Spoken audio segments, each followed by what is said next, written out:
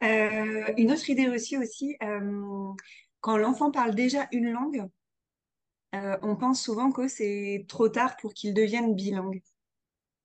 Dans la tête de beaucoup de gens, être bilingue, c'est quelque chose qui se joue dès le départ, dès la naissance. Est-ce qu'on peut devenir bilingue en apprenant deux langues de manière consécutive? Oui, alors il n'est jamais trop tard pour devenir bilingue. Et donc, en fait, les parents avec qui je travaille, c'est soit les parents dont les enfants ont développé les bilinguismes réceptifs, soit les parents qui n'ont pas encore commencé à transmettre les langues à, à leurs enfants Mm. euh, parce qu'ils ont eu de mauvais conseils. Par exemple, voilà, s'il y a deux langues, Oui. l'enfant va avoir des troubles cognitifs, donc le trouble d'apprentissage dont on a parlé la dernière fois, où l'enfant il va être confus, il va avoir des problèmes à l'école, il ne pourra pas s'intégrer. Voilà, donc ces parents-là, en fait, souvent, ils se réveillent quand l'enfant a 5 ou 6 ans et se dit, ah zut, je voudrais transmettre ma langue, je voudrais que mon enfant parle dans ma langue maternelle parce que j'en ai besoin. Et puis, c'est toujours une richesse. Et là, comment faire?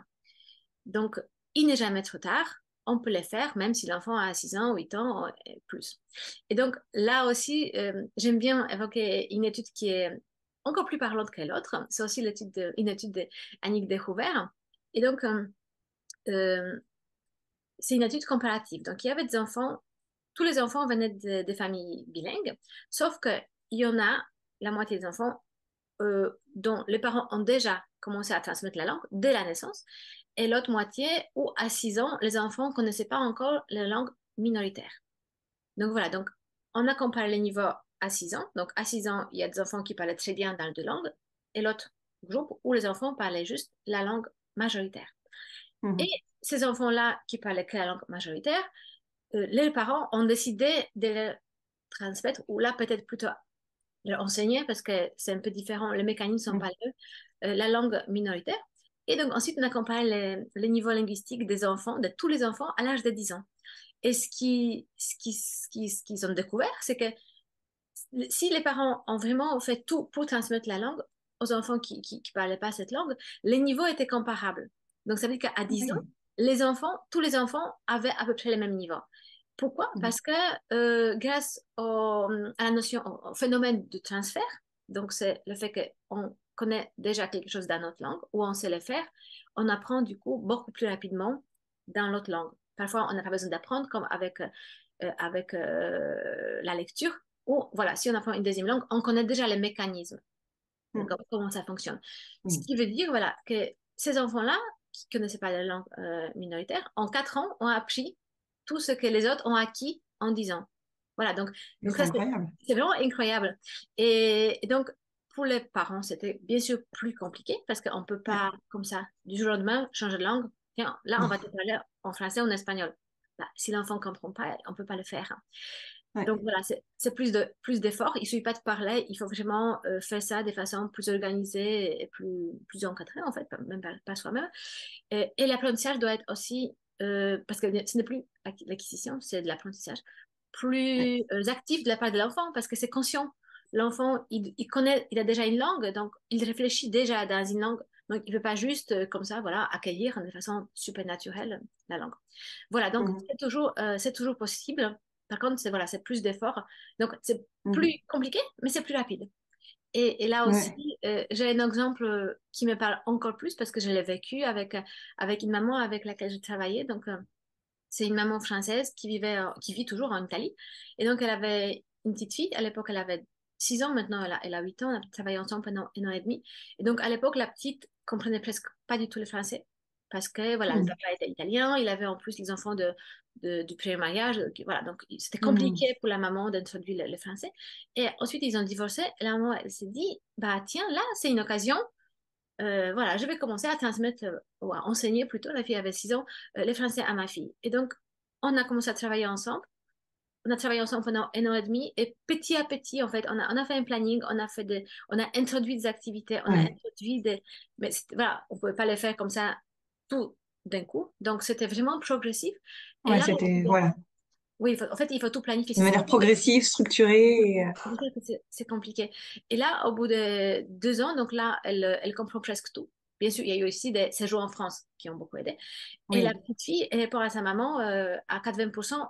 en français. Donc, pas tout le temps, Ah, mais même spontanément. Mais voilà, ouais, c'est c'est parce que incroyable. mais c'est le travail de la maman. Donc, c'est toujours les Ouais, parents qui doivent faire beaucoup ouais, d'efforts. L'enfant, en général, il accepte si c'est ludique, si c'est pas tout le temps, si ça lui demande ouais, un peu d'efforts, mais pas beaucoup plus. Et ouais. juste pour finir avec la question, parce que ce qui est très intéressant aussi, c'est la question qu'on me pose souvent, est-ce qu'il y a une sorte d'âge critique?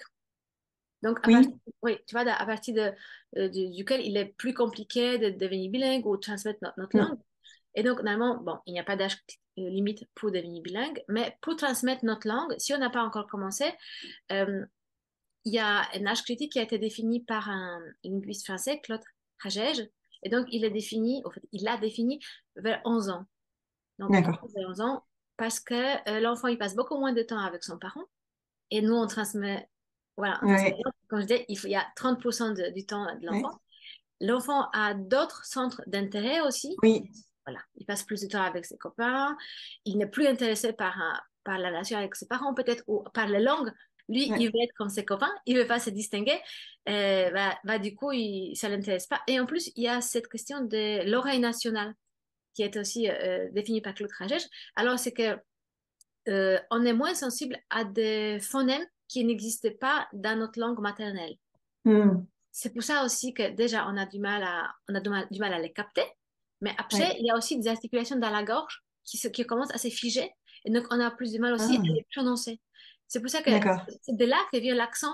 Par exemple, mon accent polonais ou autre, quand je parle français, il vient du fait que j'ai appris le français plus tard, quand mes Plus articulations tard. étaient déjà figées. D'accord. Et donc, pour prononcer ces accents, ça me nécessitait beaucoup, beaucoup plus d'efforts et beaucoup plus d'attention tout le temps. Donc, c'est plus compliqué. Voilà. Donc, D'accord. pour répondre à ta Je vois question, que je ne savais pas. il est toujours possible.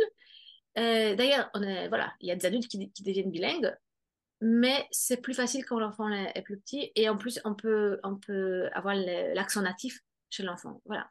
Ouais. Et je pense il me semble que toi aussi, tu as t'as des exemples en fait des enfants qui ont commencé à découvrir la deuxième. Oui, oui, oui. Alors, j'ai beaucoup d'exemples dans les deux sens. C'est-à-dire, j'ai par exemple, donc on vit en Espagne, j'ai par exemple des exemples d'enfants qui ont passé leurs premières années de vie en France, Mhm, avec des parents français tous les deux, et qui ont appris l'espagnol voilà, en fréquentant l'école ici, l'école espagnole.